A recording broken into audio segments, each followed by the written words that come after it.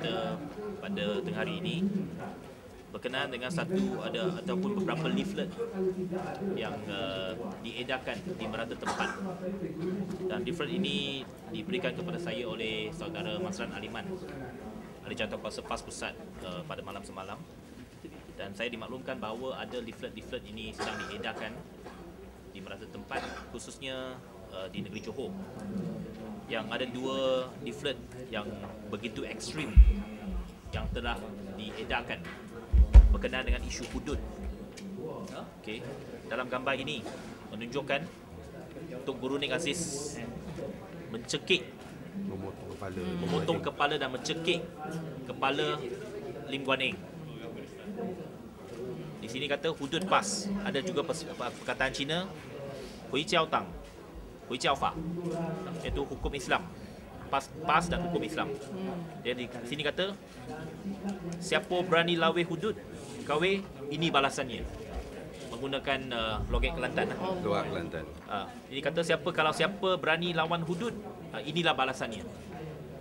Tentunya ini cuba menunjukkan satu gambaran yang ekstrim kepada pihak PAS dan khususnya kepada Tok Guru Nik Aziz.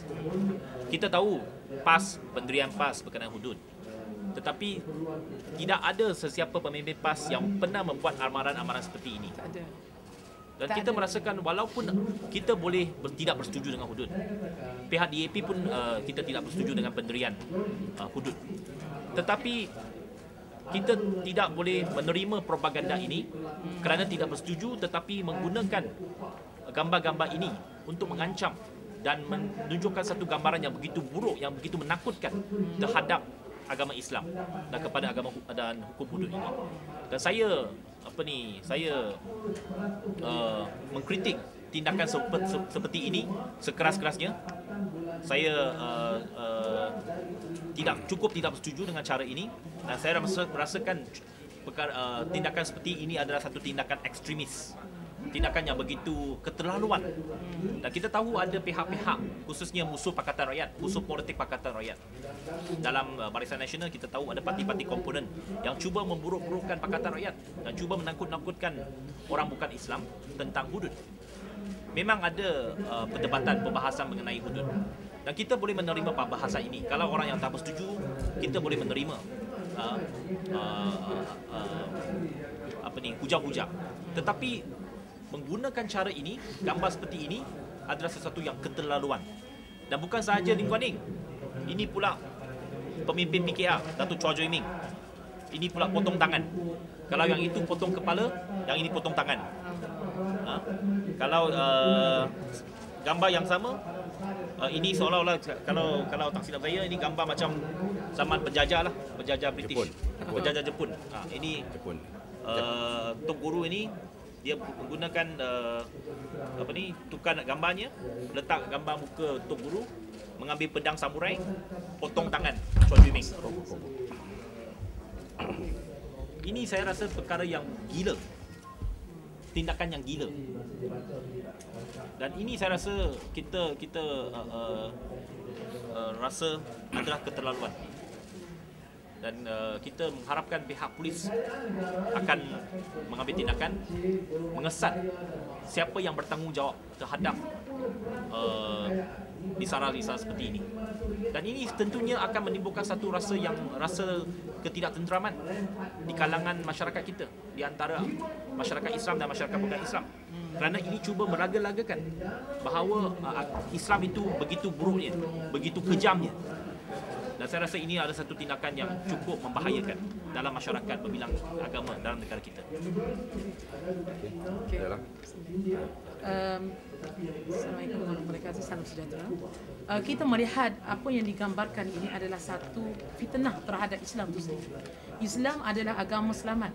Islam itu maknanya selamat, salamat. Islam itu adalah selamat sejahtera. Perkataan Islam itu selamat dan sejahtera. Islam bukan agama zalim. Jadi apa yang digambarkan ini adalah 100% melebihi 100% salah. Bukan ini kezaliman yang diletakkan dalam hukum Islam. Islam adalah agama yang memberi keadilan kepada semua. Jadi kalau ini yang digambarkan, ini kalau dia dilakukan oleh orang Islam sendiri, dia boleh membawa kepada penghinaan kepada hukum Islam itu sendiri. Dan dia telah menghina Allah itu sendiri. Ini adalah satu kes yang sangat berat. Dan saya juga mewakili sah kepimpinan lain menentang keras. Dan saya juga bersetuju dengan apa yang YB kita untuk supaya pihak berkuasa mengambil tindakan. Ini adalah suatu dakwah yang sengaja dibuat untuk memecahkan antara agama, antar kaum dalam negara. Sebelum ini kita sudah tahu bagaimana peraturan Islam yang tidak melakukan kezaliman, dan hukum hudud ini adalah hukum syariah sebenarnya yang memberi kebaikan, bukan membawa ke kezaliman. Jadi sekiranya ini digambarkan membuktikan bagaimana orang yang melaksanakan ini orang yang sungguh tidak bertanggungjawab. Bukan saja dia tak bertanggungjawab terhadap agama, terhadap Tuhan, terhadap Tuhan yang menurunkan peraturan ini, dan dia tidak bertanggungjawab terhadap kesejahteraan negara. Ini adalah satu sikap yang seharusnya kita tentang habis-habisan, dan sekiranya perkara ini dibiarkan, dia akan boleh memecahkan negara kita. Dan kita melihat bagaimana dalam kitab Pakatan Rakyat kita telah ada satu kata sepakat. Kita menghormati pandangan DAP, dan kita telah ada satu sepakat sebab perkara ini adalah berkaitan dengan keyakinan dan agama. Tapi dalam isu ini tidak ada kezaliman sebagaimana yang digambarkan. Jadi saya harap perkara ini diambil tindakan segera oleh pihak yang berkuasa, memastikan siapakah sebenarnya menjadi dalang yang bertanggungjawab terhadap perkara ini. Saya cukup berbangga dengan pendirian dan sikap rakan-rakan kami dalam Pakatan Rakyat, iaitu pihak DAP, yang mana walaupun tidak bersetujulah dengan soal pelaksanaan hukum hudud, tetapi tidaklah sampai ke tahap nak memperlekehkan ajaran-ajaran Islam dan sistem perundangan Islam seperti mana yang dilakukan oleh mereka-mereka yang menentang Pakatan Rakyat. Kita boleh ada perbezaan pendapat dan kita boleh berbincang dengan cara yang rasional dan dengan cara yang ilmiah. Tetapi untuk menyebarkan risalah-risalah yang seperti ini, ianya merupakan satu tindakan yang tidak bertanggungjawab dan boleh menimbulkan ketegangan di antara kaum dan juga di antara agama.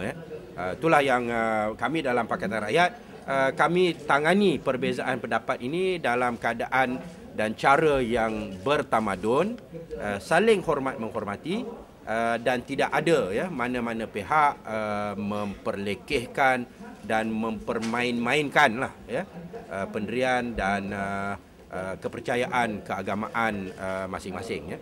Lalu kita tak tahu siapa yang edar, tapi kita yakin ianya daripada pihak mereka-mereka yang tak sokong Pakatan Rakyat, khususnya daripada Barisan Nasional. Dan kita nak beri nasihatlah kepada pemimpin UMNO khususnya, kalaulah mereka tidak terlibat dengan ini, paling kurang mereka seharusnya menasihati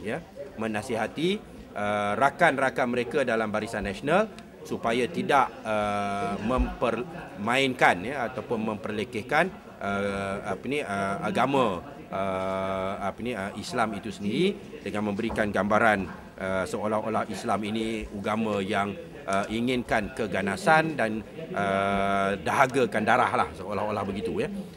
Hudud ini adalah sebahagian daripada sistem perundangan Islam.